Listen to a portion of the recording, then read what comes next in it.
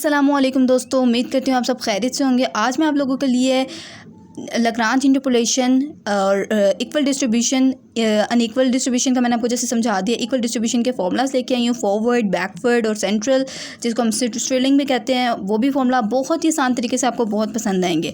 आज मैं आप लोगों को समझाने लगी बेसिकली इनमें डिफरेंस क्या होता है। तो फॉरवर्ड डिफरेंस फॉर्मूला जो हमारे पास होता है, इसमें हमारे पास होता है P1x fx0 plus SH fx0 x1। दोस्तों याद रखिए, फॉरवर्ड और बैकवर्ड में जो हमारे पास मेन डिफरेंस होता है इसके फॉर्मूले के अंदर, वो हमारे पास इतना होता है कि यहाँ पे अगर हमारे पास फॉरवर्ड में -1 है तो बैकवर्ड में हमारे पे यहाँ पर +1 आ जाता होता है। और एक और मेन डिफरेंस जो होता है हमारे पास, वो मैं आपको बताती हूँ। जो हमारे पास फॉरवर्ड होता है दोस्तों, उसके अंदर हमारे पास क्या होता है कि हमारे पास फॉरवर्ड में तो हमारे पास एक चीज़ ये होती है ना कि हमारे पास जो ये वाला फॉर्मूला आता है, जो क्वेश्चन आता है, तो इसमें हमारे पास fx0 plus SH fx0 x1 मतलब 0 से स्टार्ट होता है। क्योंकि फॉरवर्ड का मतलब आपको पता है कि 0 1 2 3 हमेशा नीचे की तरफ जाना, और बैकवर्ड का मतलब आपको पता है कि बैकवर्ड का मतलब क्या होता है, ऊपर की तरफ जाना। तो अगर हमने फॉरवर्ड करना है तो हमने हमेशा अपनी वैल्यू लिखनी है, स्टार्ट करनी है fx0 से स्टार्ट करनी है और नीचे की तरफ जाना है। तो मतलब fx0 फिर fx0 x1 और फिर इसके बाद fx0 x1 x2, इस तरह जिस तरह आप देख सकते हैं fx0 x1 x2 x3। लेकिन हमने बैकवर्ड में करना है तो हमने अपना स्टार्ट ही नीचे से करना है। जैसे fx3 आना था, यहाँ पे fx3 x2 आ जाना था। यहाँ पे हमारे पास मैं आपको बता देती हूँ। यहाँ पे जैसे आप देख सकते हैं, जैसे मेरा पे यहाँ पे P1x अगर स्टार्ट हुआ तो यहाँ पे मेरा किस तरह से स्टार्ट हुआ, मैंने 4 पॉलिनोमियल्स लिए तो मेरा P4 fx4 से स्टार्ट हुआ। मतलब मैंने अगर 0 1 2 3 4 लिखा तो मेरा यहाँ से कहाँ से स्टार्ट हुआ, 4 से, क्योंकि बैकवर्ड था, ऊपर जाना है। जैसे बचपन में हम लोग काउंटिंग पढ़ते थे, बैकवर्ड काउंटिंग लिखा तो 0 1 2 3 4 हम लोग नीचे से स्टार्ट करते थे, जैसे 99 98 97 96 इस तरह से। तो हम लोग इसी तरह यहाँ पर भी देख रहे हैं। यहाँ पे आप देख सकते हैं। और जो मेन डिफरेंस इसके फॉर्मूला में ये होता है कि अगर फॉरवर्ड में हमारे पे यहाँ पे प्लस नहीं, हमारे पे यहाँ पे माइनस का साइन आता होता है। ठीक है दोस्तों। और एक और मज़े की चीज़ मैं आपको बताती हूँ। जो हमारे पास फॉरवर्ड डिफरेंस फॉर्मूला होता है और बैकवर्ड डिफरेंस फॉर्मूला में जो मेन जो इनके टेबल में डिफरेंस आता है, वो यहाँ पर ये आता है कि फॉरवर्ड डिफरेंस फॉर्मूला में जो हम लोग टेबल यूज़ करते होते हैं, उसमें हम लोग यूज़ करते हैं ऊपर की वैल्यूज़। फॉरवर्ड का मतलब है ऊपर की वैल्यूज़ यूज़ करो, और जो बैकवर्ड होता है, बैकवर्ड में हम हमेशा नीचे वाली वैल्यूज़ हमारे पास यूज़ होती हैं। ठीक है दोस्तों। और अगर आपने इस क्वेश्चन को समझना है कि किस तरह से फॉरवर्ड बैकवर्ड होता है, तो मैंने बहुत ही अच्छे तरीके से ये समझाया हुआ है। वीडियो मैंने डिस्क्रिप्शन बॉक्स में दे देती हूँ, आप लोग जाके मेरी वीडियोस को समझ सकते हैं। बहुत अच्छे तरीके से समझाया, आपको 100% गारंटी आपको समझ आएगी। उसके बाद जो हमारे पास मेन डिफरेंस जो होता है इन दोनों में यही होता है, उसके अलावा इसमें कोई डिफरेंस नहीं होता।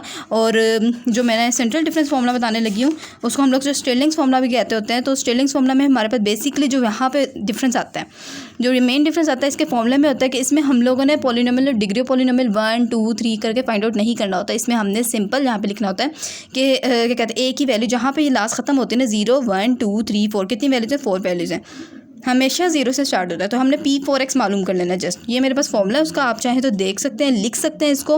बहुत ही आसान तरीके से इससे फॉर्मूले से आराम से क्वेश्चन हो जाता होता है। मैंने यहाँ पे फॉर्मूला देख सकते हैं। मैंने सिर्फ इसमें डिवीजन क्या होती है, सेंट्रल डिफरेंस फॉर्मूला में हम लोगों ने अपनी सेंटर वाली वैल्यू को सेंटर x0 ले लेना होता है, और जो उसके नीचे होती है उसको x1 x2, और जो इससे ऊपर होती है उसको -1 -2 लेट कर लेना होता है। और इस तरह से हमारे पास ये फॉर्मूला होता है। और हमारे पास जो आप इसका टेबल देख रही हैं, टेबल फॉरवर्ड बैकवर्ड और सेंट्रल का मेन टेबल सेम होता है।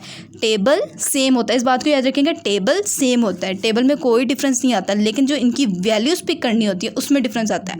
तो हमारे पास इसमें जो वैल्यूज़ हमने पुट करनी है, वो हमने x0 मतलब यहाँ से आप देख सकते हैं हमारे पास यहाँ पे जो वैल्यूज यूज़ होती हैं, फॉर्मूला सेम है, पुटिंग करेंगे जो हमारे पास, लेकिन इसमें वैल्यू यूज़ होती है वो हमारे पास सेंटर की होती है, ये दोनों, फिर इससे ये वाली निकलती है, ये यूज़ होगी, फिर ये दोनों, और फिर इससे ये वाली यूज़ होगी। अब इसकी एस और एच की वैल्यू की तरफ देख लेते हैं।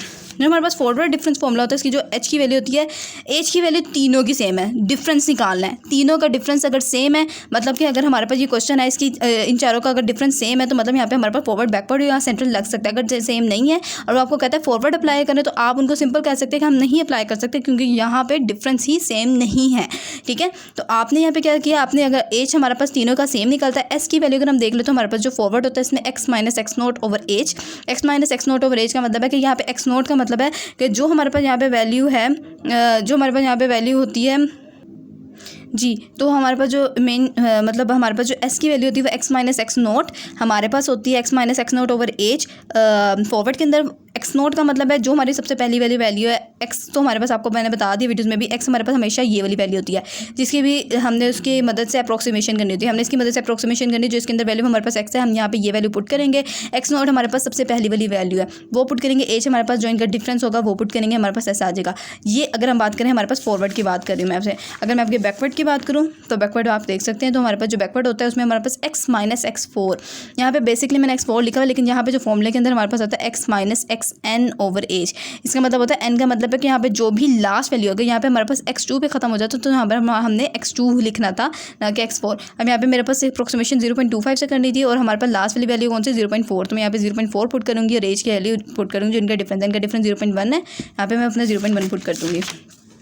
अगर मैं अपने इसमें बात कर लूँ तो मेरे पास जो डिफरेंस आता है, आप यहाँ पे देख सकते हैं x minus x note, difference same होता है, एच सेम होता है, एस निकालना अलग होता है। एक्स माइनस एक्स नोट और एच, यहाँ पे देखिए एक्स नोट सेम है फॉरवर्ड की तरह ही, लेकिन यहाँ पे आपने एक चीज़ नोट करें कि एक्स नोट तो हमारे पास हमने अपना एज्यूम करना है, एक्स नोट तो हमारी सेंटर वाली वैल्यू है, तो अब हमारे पास वहाँ पे जो फॉरवर्ड में तो हमने सबसे पहली वाली वैल्यू को पुट कर दिया, हमारे पास एक्स नोट है, लेकिन यहाँ पे हमारे पास सेंट्रल वाली वैल्यू एक्स नोट होती है, तो यहाँ पे 0.4 पुट होएगा यहाँ पे, जैसा मैंने यहाँ पे निकाला हुआ है कि s is equal to x minus x naught over x naught. X मेरा 0.43 था, माइनस एक्स नोट की वैल्यू मेरे पास 0.4 आई, क्योंकि जो सेंटर वाली वैल्यू थी, और मैंने एज की वैल्यू 0.2 पुट कर दिया, 0.15 आंसर आ गया। उम्मीद करती हूँ आप लोगों को बहुत अच्छे तरीके से समझ आ गई होगी, और मैंने ये भी बता दिया कि बैकवर्ड में हमेशा नीचे वाली वैल्यू यूज होती है, फॉरवर्ड में ऊपर वाली वैल्यू यूज होती है, सेंट्रल में से मिड वाली वैल्यू यूज होती है, और सेंट्रल फॉर्मूला को हम लोग स्टिरलिंग्स फॉर्मूला भी कहते होते हैं, और ज़्यादातर स्टिरलिंग्स फॉर्मूला के थ्रू लिखा आता होता है कि ये मालूम करें, और उसके अलावा इसके अंदर एज सच कोई इतनी बड़ी डिफ़िकल्टी नहीं है। आप लोगों को मैंने बहुत अच्छे से तरीके से अपनी वीडियोस में समझाया, आप समझें।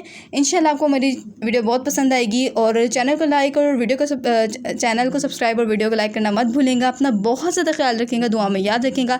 अल्लाह हाफिज़।